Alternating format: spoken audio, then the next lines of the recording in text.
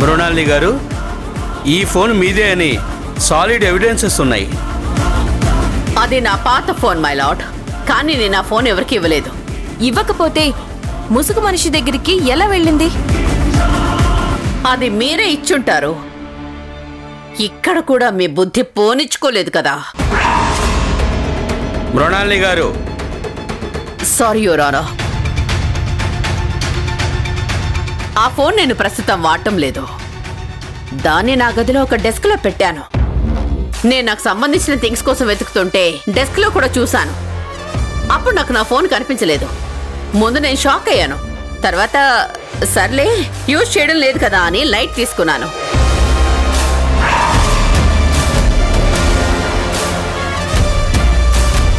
కానీ ఇప్పుడు అర్థం అవుతోంది, ఈ ఛాన్సీయే నా ఫోన్ దొంగతనం చేయించి ఆ ముసుగు మనిషికి ఇచ్చి నన్ను దోషిని చెయ్యాలని ప్రయత్నం చేస్తుందని.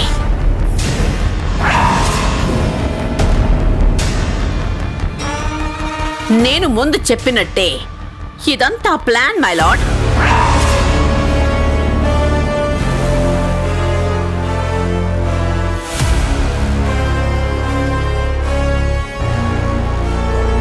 మృణాలిని గారు సబ్మిట్ చేసిన ఈ ఫోటోల్ని ఫోరెన్సిక్ ల్యాబ్కు పంపించి ఏవి ఒరిజినలో ఏవి మార్ఫింగో రిపోర్ట్స్ తెప్పించండి.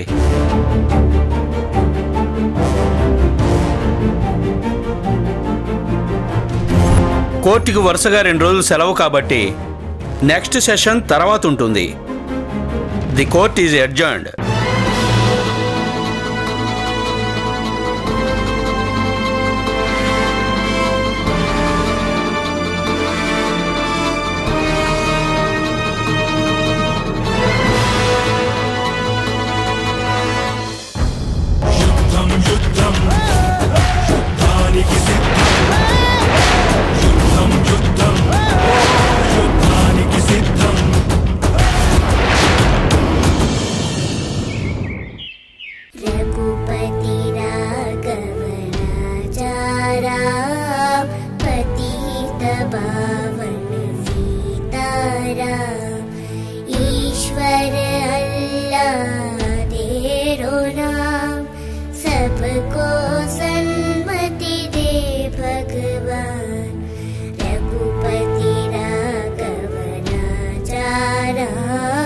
అదేంటి ఝాన్సీ గారు, మీరే కదా అప్పర్ హ్యాండ్లో ఉన్నారు.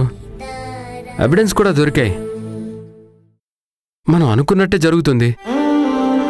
మీరు హ్యాపీగా ఉండాల్సిన వారు ఎందుకు డల్గా ఉంటున్నారు? ఖచ్చితంగా ఈ కేసు గెలుస్తామనే నమ్మకం నాకుంది.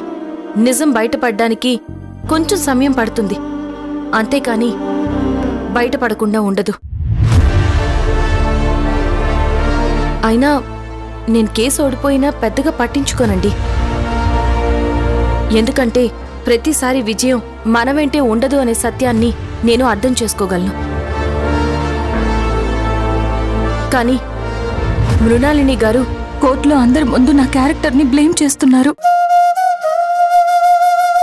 నేనే కావాలని అలా చేశానని చిత్రీకరిస్తున్నారు.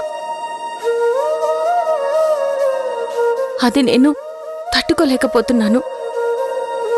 నాకు చాలా బాధగా ఉంది గౌతమ్ గారు.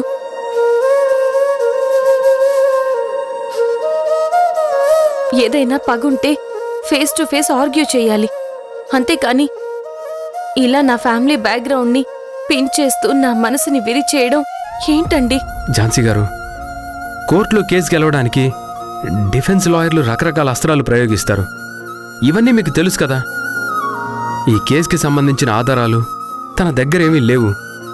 అందుకే మిమ్మల్ని ఇలా దెబ్బతీయాలని చూస్తుంది. మీరిలా బాధపడుతూ కూర్చుంటే తను సక్సెస్ అయినట్టే కదా, చెప్పండి.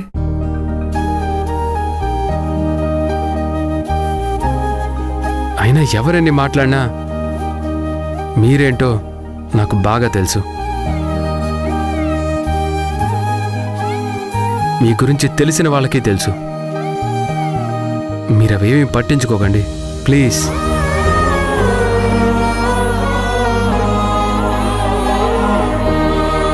సరే పదండి, ఇంటికి వెళ్దాం. ఈ కేసు గురించి ఇంకో కోణంలో ముందుకు వెళ్లాల్సి ఉంటుంది. దాని గురించి ఆలోచిద్దాం. అక్క, నేను ఒకసారి ఇంటికి వెళ్ళేసి వస్తాను. నువ్వు గౌతమ్ సార్తో వెళ్ళు. అలాగే రాణి, నేను మీ అక్కని జాగ్రత్తగా తీసుకెళ్తాను.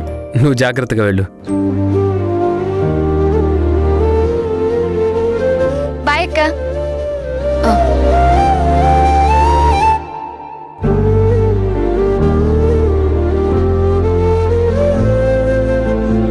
ఝాన్సీకి వీలైనంత తొందరగా దగ్గరవడానికి ట్రై చేయాలరా అబ్బాయి. ముందు నీ ఇష్టాన్ని తనకి ఎక్స్ప్రెస్ చేయరా, ఒక పని అయిపోతుంది కదా.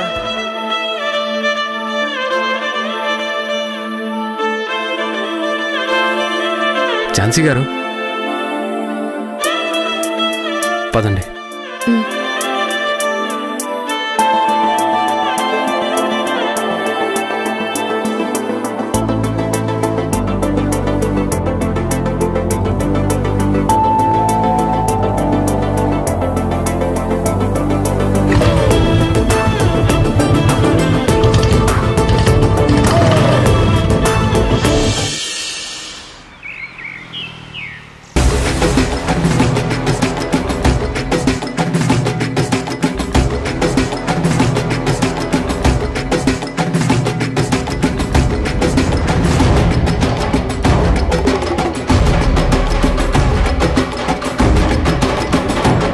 మేడం,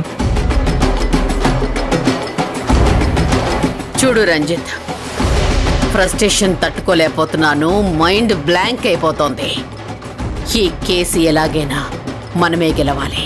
ఖచ్చితంగా గెలిచి తీరాలి. కానీ మేడం, ఆ ఫొటోసు ఫోరెన్సిక్ ల్యాబ్కి పంపించారు కదా. మనం పంపించిన ఫొటోసు ఫేక్ అని తేలిపోతాయి కదా మేడం. అలా జరగడానికి వీల్లేదు. నువ్వు ఆ డాక్టర్ని బెదిరిస్తావో లేదంటే మేనేజ్ చేస్తావో అది నీ ఇష్టం. కానీ రిపోర్ట్స్ మాత్రం మనకు అనుకూలంగానే రావాలి. అర్థమైందా? అర్థమైంది మేడం. రంజిత్, ఇది నా కేస్, నా మీద పెట్టిన కేస్. ఎట్టి పరిస్థితుల్లోనూ ఈ కేసు నేను ఓడిపోకూడదు. రాకేష్ వినోద్ల కేసు విషయంలో జరిగినట్టు ఇప్పుడు అలా జరగకూడదు.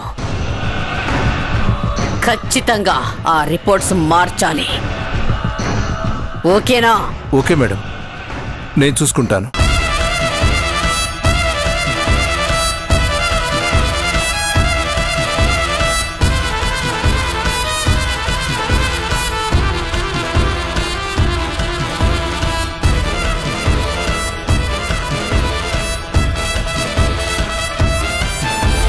ఆ తర్వాత ఎంక్వైరీలో ఫోన్ మృణాలి గారిదని తేలింది యువర్ ఆనర్. మృణాలి గారు, ఈ ఫోన్ మీదే అని సాలిడ్ ఎవిడెన్సెస్ ఉన్నాయి. ముందా ఫోన్ సంగతి తేల్చాలి.